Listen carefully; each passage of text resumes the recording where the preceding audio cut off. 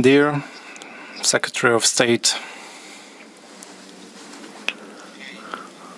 dear Marco Rubio, please allow me to welcome you once again, you and your whole delegation, to Bratislava and our Office of the Government of the Slovak Republic. Dear ladies, dear gentlemen, we had a shared short tête-à-tête meeting with Secretary of State, and then we had delegations discussion where we went into details, where we discussed topics that are the point of our today's meeting. I'll try to briefly sum up the conclusions of our discussions, be it in four eyes or, let's say, in our meeting of delegations. First of all, I deeply appreciate the fact that this visit comes quickly after our meeting in Florida, where I had a chance to speak with the President of the United States, Donald Trump, with Mr. Rubio being present. So it's a great follow-up, a great continuation. And after a short while, when we met in Florida, we could discuss how much we achieved during those few weeks about topics we discussed. And the most important thing about today's meeting, dear Secretary of State, I consider the following thing, and that is our mutual respect. I mentioned that I am a representative of the government that wants to do sovereign Slovak foreign policy in all four corners of the world. And I also underline the fact that my crucial priority is not to defend national and state interests of others, but my basic obligation is to protect national and state obligations and interests of the Slovak Republic. And I believe it's correct understanding that anywhere where our interests meet, we act as allies, and in areas where we have different opinions, we have to negotiate and find a suitable solution. I think I'm one of the politicians who are sincere in our discussions, and I do everything possible to speak what I say in private meetings and also say the same things in public. So allow me to say a few conclusions based on our agreement with the Secretary of State. Slovakia cares about our cooperation with the US in the area of nuclear energy. 13th February, the intergovernmental agreement went into power. Agreement between Slovakia and the US regarding cooperation in the area of nuclear energy. I informed the Secretary of State about the current status of things. We are deeply interested, under auspices of the US partner, to create a multinational consortium which would guarantee the fact that Slovakia could build another nuclear block until 2040 with a power of 1,200 megawatts. And we would be happy if it would be possible to sign a specific agreements with Westinghouse in the span of the following year. And I also asked our American partners regarding cooperation in those different levels of preparation of this project, because it's a project that goes above Slovakia. It concerns the whole European Union, and because of that we will have to have intensive discussions with our European partners, and because of that we need cooperation and help of our American partners. When we were speaking about energy, I also informed the Secretary of State about what's going on in this region regarding gas and oil. I'm not going too deep, or I will not get into details, but I can state that Slovakia, as a country that has always been at the beginning of any pipeline, be it gas or oil, ended up at their end. We are truly in a not so good situation because of ideological and bad decisions of European Union. I'm mentioning Repower EU, which stops flow of any sort of gas from East to Europe. And in our case, from 1st November 2027. Together, we're looking for potential alternatives and solutions.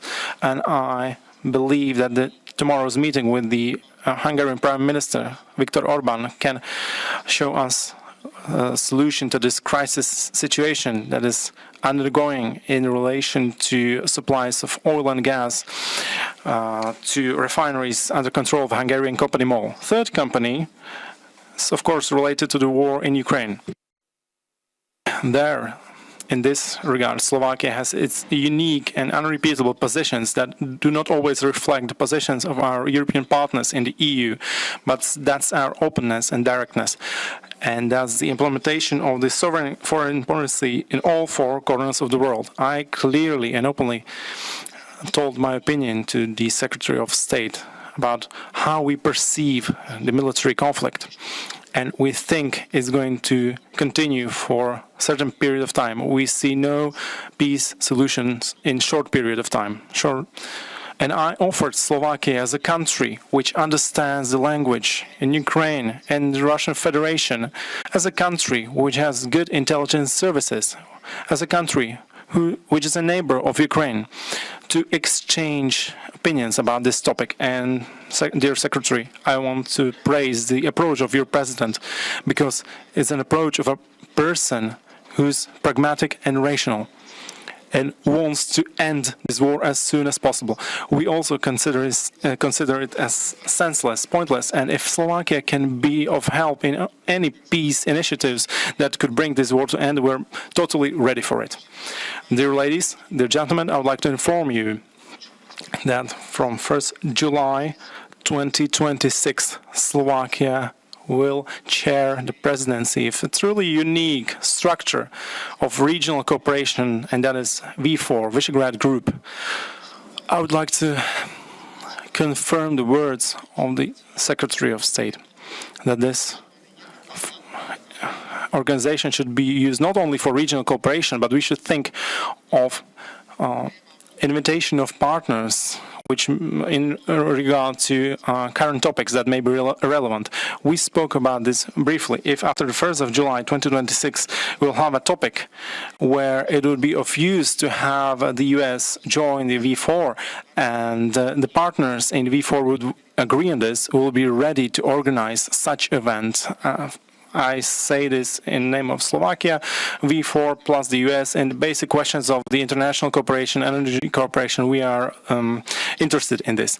Of course, we also exchange opinions about lots of different topics. And I would like to just add that we are a member state of NATO. We are partners in the North Atlantic Alliance. We understand the stance of the US that Europe has to take care of its security more. And I think it's clear that in Europe we speak about increasing expenditures on our defense. It's a natural development of things, and because of that we spoke about the topic in regards to how to continue with our budgets. Perhaps in the following years we, of course, have to take care, we have to pay attention to our obligations, but if Slovakia wants to be a member of collective security in Europe and NATO, we have to participate also in improving and strengthening our capacities. I would like to ask for understanding in the area of the fact that we want to do projects of dual use based on military budgets. For example, a good example is a military hospital which is being built in the eastern part of Slovakia near Ukraine border. We'll continue our military cooperation. You know that we procured fighter jets F-16 from the US. There's an interest to increase numbers. You mentioned something else, which I don't know why it ever became controversial, but it's important to remind everybody of. It is the view of the President of the United States, President Trump, and of the United States under his presidency, that we expect every country in the world, to act in their national interest. That is what countries are supposed to do. That is what the leaders of their countries are. I don't know why that is like a strange consideration. The fact of the matter is we view policy the exact same way. Now, when our national interests are aligned, when the national interests of the United States, for example, and the national interests of Slovakia are aligned, this is an extraordinary opportunity for cooperation and for partnership. Where there might be some misalignment, well, that's where the relationship comes in. That's where the partnership comes in. That's where we try to accommodate one another and find a way forward. There's nothing controversial about that, at least not as long as President Trump is in the White House. And we believe that within the area of common alignment, there are so many things we can work on together that are good for your country, good for our country, but frankly, good for Europe and good for the world. I also appreciate your input with regards to the war in Ukraine. It is important that we take as many viewpoints. Your viewpoint, and the viewpoint that you've expressed both to me and publicly as well, is one that's informed by both your geography and by your history. And it's a very important point of view to take into account in the broader context. As I said yesterday, in response to some questions in Munich, we view the United States' role as one of trying to facilitate an end to a very deadly, very bloody, very, very costly war with horrible suffering. What's happening in Kyiv right now is horrifying. You know, people in the coldest part of the year, not going without electricity and energy. This is nothing positive about that. The death, regardless of what the numbers are on both sides, way too high. And the president has spent a year at the highest levels of our government trying to find whether we can be facilitators of a negotiated end to this terrible conflict. And it is something that we care about, but it is something you live next door to. You're on the border. You're right there. You face, and not only do you have to face the consequences of the war, but you also have to face the benefits or the consequences of the peace. And so we appreciate your input in that regard. We talked about a lot of things we have an opportunity to work together on. Energy is one of them. I think you have an opportunity as a nation, not just because you can generate energy, to also be in a very advantageous role when it comes to new technologies like artificial intelligence, as an example. It's an opportunity there. There's a very energy-dependent industry, and so it's something we can work together on. We're always talking about military sales, and this is important. We're very happy that the F-16 program is your program of choice. We hope you'll consider some others as well that we can work together on, because apart from one of the key components of any country's national interest is the ability to protect their people. There is no more important obligation of any government than the ability to protect your own people and your own nation. This is why, by the way, we talk about the importance of our partners having capabilities in NATO. Every time we say this, people, they go crazy. They think, oh, that means you're going to abandon NATO, you're going to abandon your allies. I think the point we're making is that the stronger our allies are, the stronger we are collectively. The stronger we are collectively. And so we want to play a positive role in that regard, and you're doing many good things in that space, and we want to thank you and want to continue to work with you on that. So there are many things that we have an opportunity to work together on, but first, thank you for receiving me here on a Sunday, and I try never to burden people on Sundays. It's an important day for me because of my faith, and I know for many of you as well, but I thank you for opening this space to us on this day, because we wanted to show, and we are showing, and we are going to show in the weeks and months and years to come, that under President Trump, this administration is going to make not just Slovakia, but Central Europe, a key component of how we engage the continent and the world. And that we are not just going to engage in meetings and pleasantries, but in concrete actions that we will take together in ways that are beneficial to your people and our people, in ways that are beneficial to your country and our country. I'm very excited about this opportunity. I know the President is as well. That's why I'm here. When did we meet? It wasn't too long ago. It was just a few weeks ago. Yes, a few weeks. A few weeks, and here we are. So, and we'll be back, and we'll be sending others back.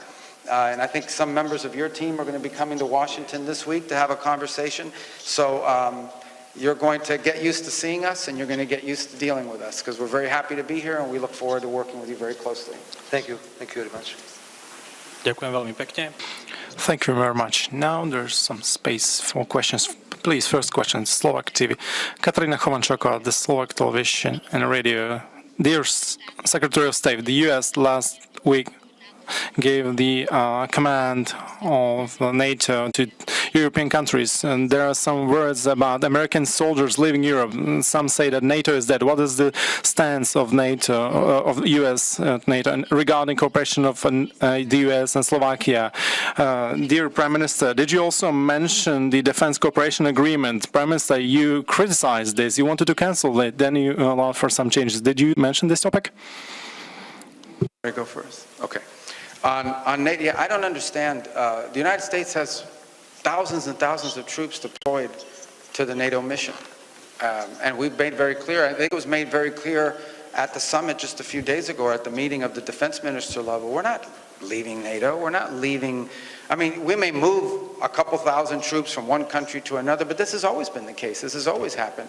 By the way, we are not threatened or feel it is hostile to see NATO grow in its own capabilities, not independent of the United States, in conjunction with the United States. We don't think it's a negative thing that other countries have more influence in NATO, other partner nations have more influence in NATO, or that other countries within NATO have more capability. We view that as a positive. I see it reported yesterday in some places, oh, the Europeans are very upset. They're going to be less dependent on America now.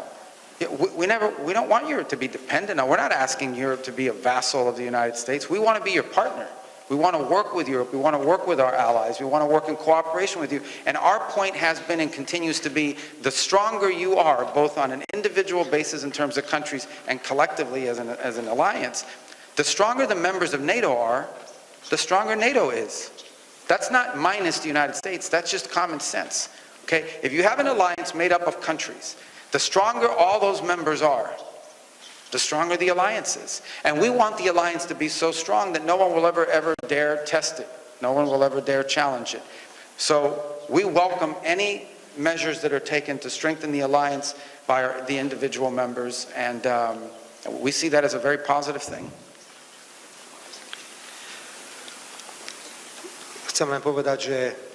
I would just like to mention the question you're asking, or the agenda was not on our schedule, but nonetheless the Minister of Defense and Vice Prime Minister will tell you more about those discussions, but today it was not part of our discussion. Thank you very much. Now the second question, Washington Post. Thank you. Thanks very much. Mr. Secretary, will the Trump administration consult and inform Congress in advance if it decides to attack Iran or remove the supreme leader? It's a question on the minds of many, given the major potential consequences of a new war in the Middle East. And also, 5 European countries issued a joint statement saying Alexei Navalny was most likely poisoned by a toxin found in South America, a South American frog. How come the United States didn't join the statement? Any response to it? Yeah, and then, Mr. Prime Minister, sorry to interrupt. Thank you for your hospitality. On Venezuela, you strongly opposed America's removal of Maduro by force, saying it demonstrates a deepening breakdown of the international order. Do you still feel that way, given where we're at now? And also, you've denied saying that you were worried about President Trump's psychological state following your meeting with him in Mar-a-Lago. Can you explain how this was potentially misinterpreted? Let me go first on your question. I'm not going to talk about attacks on Iran or anything of that nature, because the President's made clear he prefers diplomacy and an outcome of negotiated settlement. Now, we're dealing with radical Shia clerics. Okay? We're dealing with people who make geopolitical decisions on the basis of pure theology, and it's a complicated thing. I mean, no one's ever been able to do a successful deal with Iran, but we're going to try. Steve Witkoff and Jared Kushner will be traveling. I think they're traveling right now to have important meetings, and we'll see how that turns out. And we'll always comply with the applicable laws of the United States in terms of involving Congress in any decisions. But right now, we're not talking about any of that.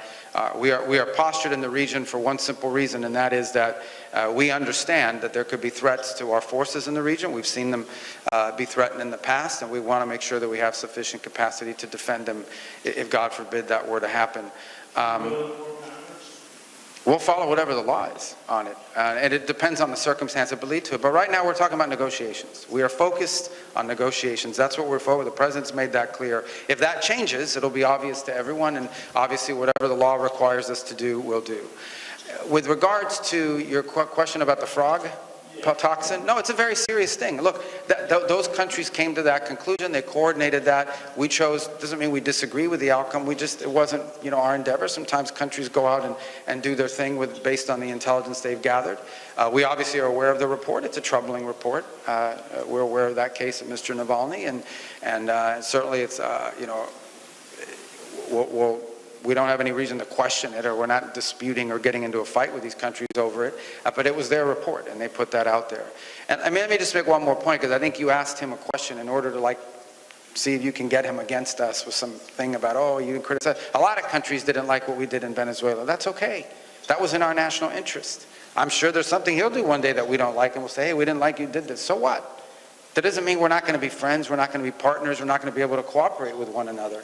Countries express their opinion all the time. We have very close allies that didn't like what we did in that regard. I can tell you what, it was successful. We're proud of it. It was necessary, because the guy was a narco-terrorist, and we made him a bunch of offers, and he chose to tore them out. And look what's happened in Venezuela in the 6 weeks since he's been gone. Okay? Now, it's got a long way to go. There's still much work that needs to be done, but I can tell you Venezuela is much better off today than it was 6 weeks ago. So, we're very proud of that project. And, I know some will disagree and didn't like, but irrespective, I think everyone can now agree that Venezuela has an opportunity at a new future that wasn't there 6 weeks ago.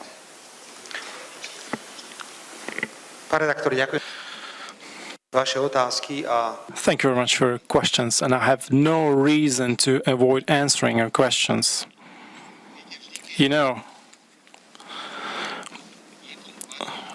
When someone doesn't like this sovereign, independent behavior of Slovakia, they always automatically try to create obstacles to this sovereign, independent behavior.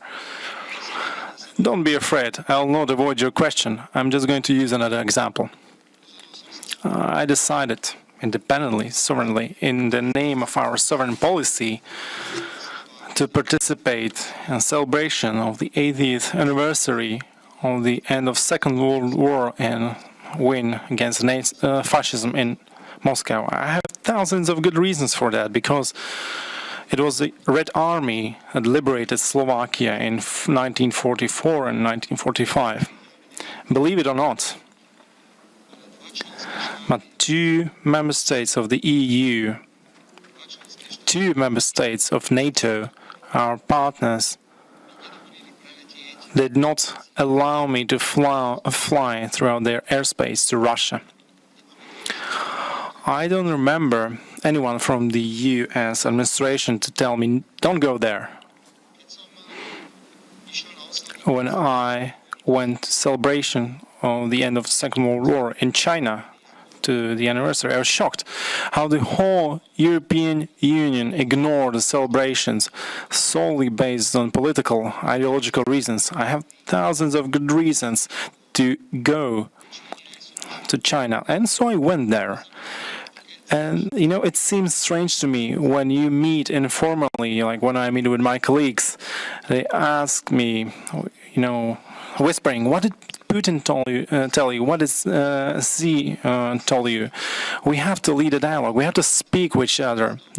Discussions create space to receive and get valuable information. Just like now I'm mentioning, we have to lead discussion with the Russian Federation. We have to lead dialogue. We have to have dialogue with the Russian President, Vladimir Putin. If we will not do that, we cannot say that we are interested in ending this military conflict with Xi today in Ukraine. And now I approach your question in this manner. Simply, not everyone likes that we independently made cooperation regarding nuclear energy. So then they started making things up. And I will not even focus on them, because it's always like that. When a sovereign Slovak government makes a decision that is in line with our sovereign policy to all 4 corners of the world, they always do obstacles, they make things up, so they just do damages. That's the answer to the second part of your question. And regarding the first part, that's the question regarding Venezuela. Slovakia is a country with 5.5 million citizens. we cannot compare it economically with superpowers, which we have today. And we base our work on principles. The first principle is that we are interested in peaceful cooperation and in peace. Because of that, I have a completely different opinions regarding war in Ukraine, and I do not support it. And I say that there are some member states of the EU that are interested in continuing the war. And I would like to say at the same time that we're upkeeping the rule of not interference and not to interfere to other internal matters of other countries. You know, it's funny, when I go and visit China, we have great strategic partnership. And journalists, they asked me, did you mention or did you complain about how they manage their internal things? You know, every country has the right to choose their own path. That's the rule I buy to. And the third thing, and that's the question regarding international law. We have different opinions on certain matters. As far as I know, the US is not a signatory of the International Court of Justice. We are members. Perhaps we may have different opinions on other things, but we have defined it at this very beginning. We have same opinions on certain matters that unite us, and when we disagree, we should have negotiations and come to a conclusion. So all our stances we form are based on such principles, and that's the reason, dear colleague, why you still did not recognize Kosovo. Why we didn't recognize Kosovo? Because we believe that it was created against the international law, but we didn't have a problem. Just like we stated our opinion on Venezuela, we did the same thing with Ukraine. Using military force in Ukraine is also breaking of international law, and I have no other opinion but to comment the same things in the same manner. But I totally recognize, because we see this after a long period of time, the common sense, pragmatism in foreign policy, that's what has been missing. And I think that's the most valuable thing that the American president brought to the foreign and world policy. Common sense, pragmatism, and not looking at interests of others. Everyone has to consider their own interests, national interests, but of course considering that it will lead to peaceful cooperation of countries and nations. Thank you very much. Now, following questions, Teatri TV, Rubio, Teatri. Secretary, Mr. Secretary, yesterday in Munich you said, and you repeated it basically today here, that... Can you hold the mic up just a little bit? There yeah, I'm sorry. You said yesterday in Munich and as well as today that it's very important for every alliance to have all of the members very strong, and you support it. At the same time, before your visit of Bratislava and Budapest, you said that this is kind of strengthening the ties with so-called cooperative allies. Who are the non-cooperative allies from your point of view? And isn't this kind of creation of two-tier EU or the policy of carrot and stick? Moja druhá otázka je pre pána premiéra. Včera pán... And another question to our Prime Minister. Secretary of State mentioned that according to Washington, Russia is not interested in ending the war. You yourself like to repeat that you have a different opinion regarding the war in Ukraine compared to the common opinion in Europe. How did you resolve this question in your discussion with the Secretary of State? I think I followed your question. Let me just briefly say, I don't know about look, I'm not going to use this press conference to attack this member of NATO or that member of NATO in terms of what they're doing or not doing with regards to the alliance. I was giving a speech about our relationship, the transatlantic alliances, they call it, which on the military front is largely built on NATO, and on the commercial and economic front is built through the European Union, and obviously to non-members of the European Union then through bilateral agreements with them. And the core point of my speech yesterday remains that our relationship to Europe as a continent, the transatlantic relationship, is not just a military alliance. It is not just a commercial alliance or a trade alliance. If it was just built on commerce and military, then this is very transactional.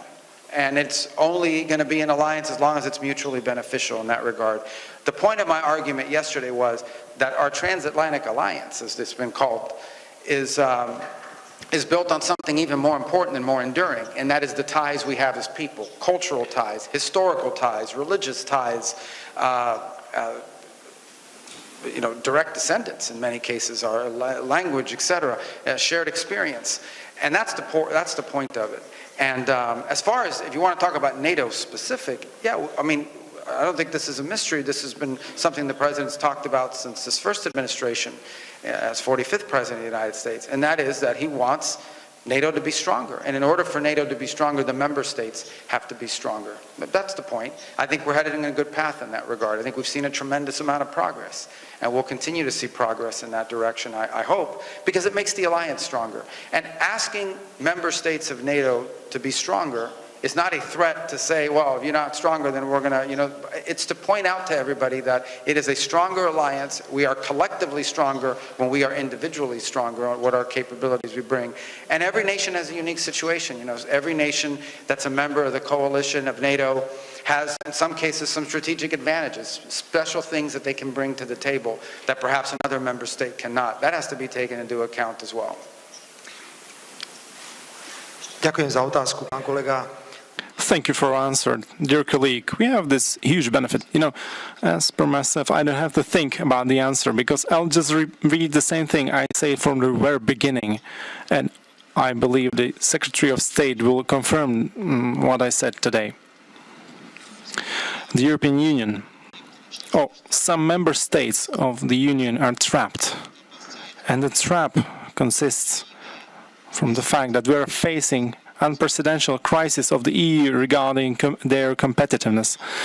We face a huge problem. The EU is economically in a deep crisis, and if we will not admit that we passed senseless ideological climatic goals, we will not get out of this crisis. And in this situation, dear colleague, it's quite difficult to tell something to the member states regarding our strategy in Ukraine. The strategy was clear. In April, 3 months after the beginning of the conflict and war, the agreement was ready on the table in Istanbul, and the war could be ended. And some Western politicians went there and they said, you cannot do this, because they thought that this strategy of war, support of Ukraine, sanctions, loans, that Russia will get weakened by this economically and strategically. And now everyone, we know that it's not working out. But the countries which have been supporting this strategy from the very beginning are not brave enough to admit this and say enough is enough.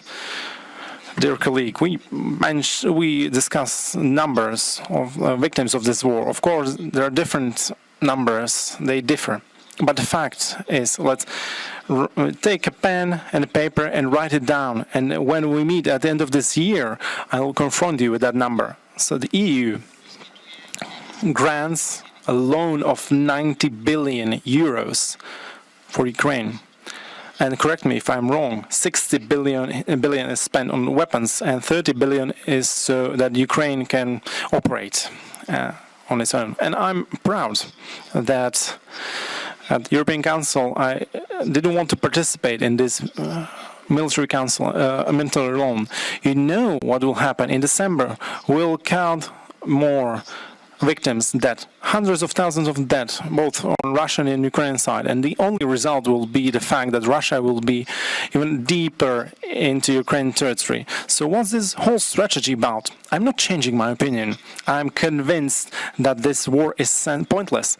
The conflict in Ukraine has no military solution. It has no military solution.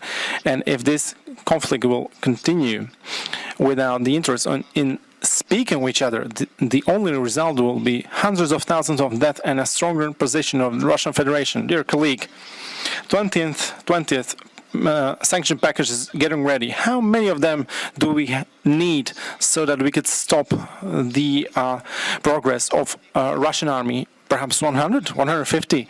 I believe, we came up with 20 sanction packages. We should have came up with 20 peace initiatives. The EU should spend all of our efforts. You know, there's 500 million of us. We are quite economically strong despite being in crisis. We should have tried convincing both parties of the conflict to stop it, and let's find a solution that is suitable for both parties. So I did not say anything new, and I repeat the same thing from the very beginning. My opinion is different from...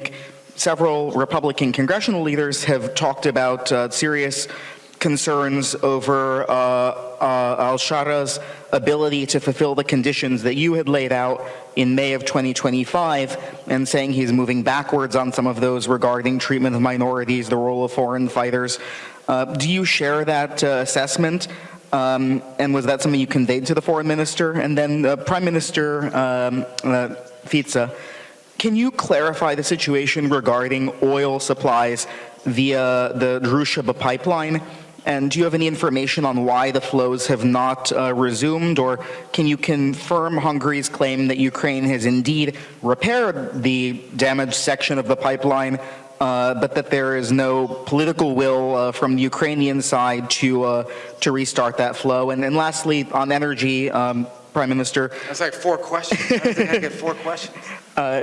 Just in terms of the... You guys did a pool or something? The energy reduction, the energy reliance dependence of Slovakia on Russia, is that something that you're willing, that Slovakia is willing to reduce or end the oil and gas imports, or to increase imports of fuels like LNG from the U.S.? Thank you both so much. All right, I don't even remember your first question. I think it was about Greenland and Denmark, right? Okay. Yeah, we met with them. We're meeting with them. I'm not going to talk about it. I told you guys we're not going to have this thing back and forth in media and press conferences. We have a good process in place. We're engaging with them. I feel very positive and optimistic that we're on a good trajectory. In the case of Syria, actually, let me point something out. Number one, we met with the foreign minister of Syria. You know who else was there? General Muslim. They came together. The Kurdish leader was there. We put that out. I don't know why that wasn't reported. Interestingly, by the way, I read, and I knew this was going to happen. I told my people to tell you this because I knew this was going to happen. We couldn't go to a Ukraine meeting that they were having, one of the multiple Ukraine meetings that we attend. We couldn't go to one of them. And the reason why we couldn't go to that one with 4 other European countries is because we were meeting with Syria and the Kurds. I couldn't figure out a way how to be in 2 places at the same time. It's a problem many people face. You can't be in 2 places at the same time. So we met with the Syrian foreign minister and with the General Muslim on behalf of the Kurds, a historic meeting, okay, together in the same meeting. Now, let me say that no one here has ever disputed that the challenge of Syria was going to be a very significant one. A very significant one. Okay, we are dealing with elements that, as we've said in the past, we have concerns about things that they have done in the past. But the bottom line was we had 2 choices in Syria. Choice number 1 was to let the place fall apart into 18 different pieces, long-term civil war, instability, mass migration, playground for terrorists, ISIS running all over the place, Iran getting back in. That was choice number 1. Choice number 2 is to try to see if it was possible to work with these interim authorities and with al-Shara and with his team. Guess what? We chose number 2 because it made sense. Now, is it going to be easy? No. Is it going to be difficult? Absolutely. Is it going to have ups and downs and good days and bad days? No doubt about it. Here's the fact, okay? And I'm not saying that this tells you that we should claim victory and start a parade, but here's the fact. The fact is that when this situation erupted in the northeast of Syria, the president engaged personally, not once but twice with al-Shara, and he said, stop the fighting, so that we can move the ISIS prisoners that are there. Thousands of ISIS prisoners who, by the way, could have broken out and created havoc and chaos. Stop the fighting so that we can move these ISIS prisoners and so that we have more time to work on this reintegration, the integration of the Kurds into the national Syrian forces. And you know what? Al-Shara did it. Now, he's kept his word up to this point. Obviously, he has to keep doing that. But that's what we've been able to achieve. We've been able to at least get him to agree to do that, and that's been important because we've been able to move those prisoners into Iraq and out of harm's way so that we don't have a massive jailbreak and 4,000 or 5,000 ISIS killers running crazy all over the place and threatening us in the future. And it's given us time to work on this integration agreement, which they have agreed to between the Kurds and the Syrian authorities in Damascus. Now, you have to implement that agreement. That's not going to be easy. And there are other such agreements that they need to reach with the Druze, with the Bedouins, with the Alawis, with all the elements of a very diverse society in Syria. But we think the alternative, we think that outcome, as difficult as it's been, is far better than a Syria that would have been broken up into 8 pieces with all kinds of fighting going on, all kinds of mass migration. So we're very, very positive about that. And as far as members of Congress are concerned, we've worked with them on this. We've kept them informed. We've invited them to many of the meetings. In fact, Ambassador Barrack was in Washington last week briefing the congressional committees, always very blunt and very honest about the challenges involved in executing on this very difficult situation. But we think it's headed in a positive direction, even though it's been tested. There's been some difficult days. Frankly, there's been some days that have been, very concerning. But we like the trajectory. We have to keep it on that trajectory. We've got good agreements in place. The key now is implementation, and we'll be very involved in that regard. Those were my 2 questions, right? Okay. Look, I'd like to join your 2 questions together, and I'm going to answer with the one answer. When countries fight, just like in the case of Ukraine, no one considers anything. All matters can be used. The propaganda is used from both sides. And just like Ukraine accuses Russian Federation that they're using energies as gas and oil to their political goals, and also the other side also blames Ukraine for the very same thing. We, as Slovakia, used to transport gas that went through Ukraine from Ukraine through Slovakia to Western Europe. We made around 500 million euros per year just on transit fees.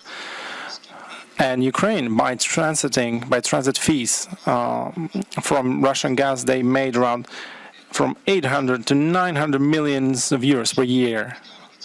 And then an ideological decision was made.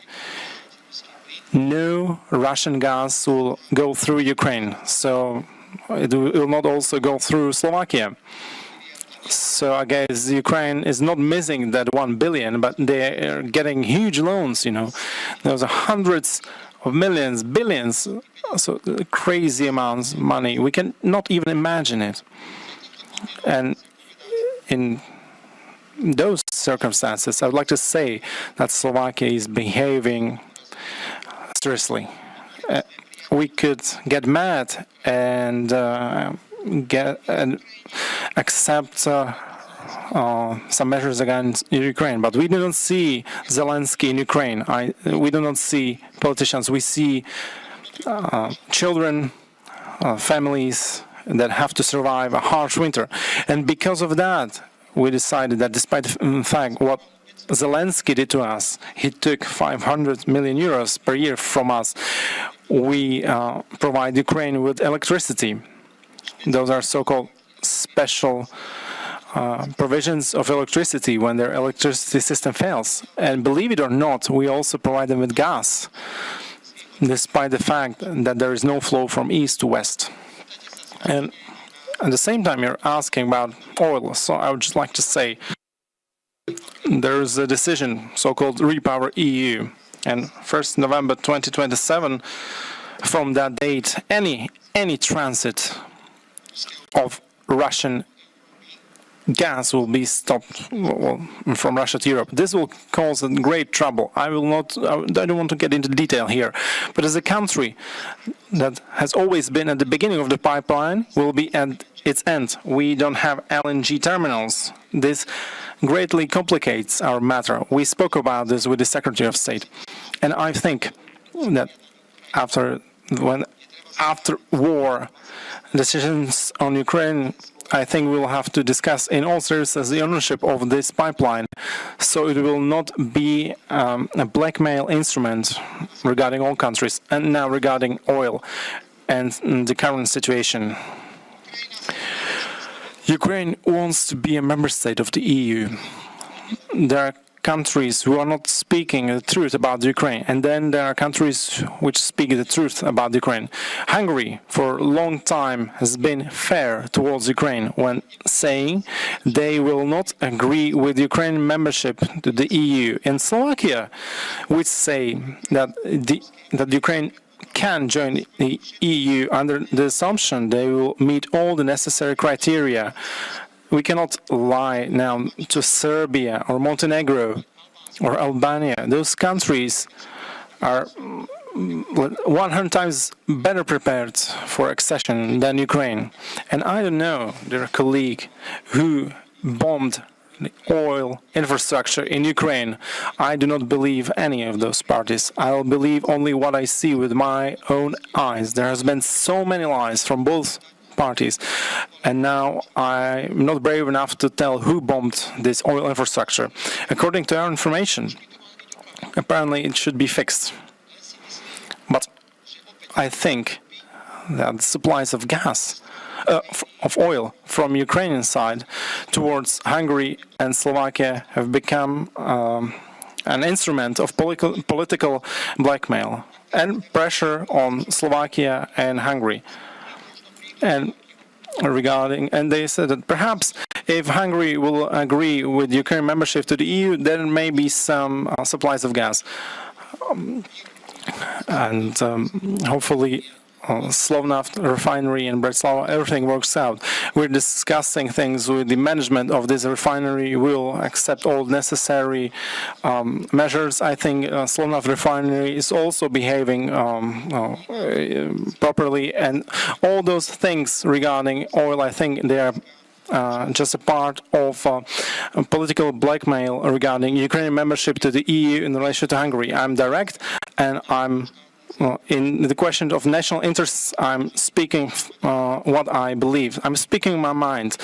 And when Hungary is threatened in relation to oil, Slovakia is also threatened because all oil Slovak refinery gets is bought by Hungary, because the Slovak refinery is owned by a Hungarian company called MOL.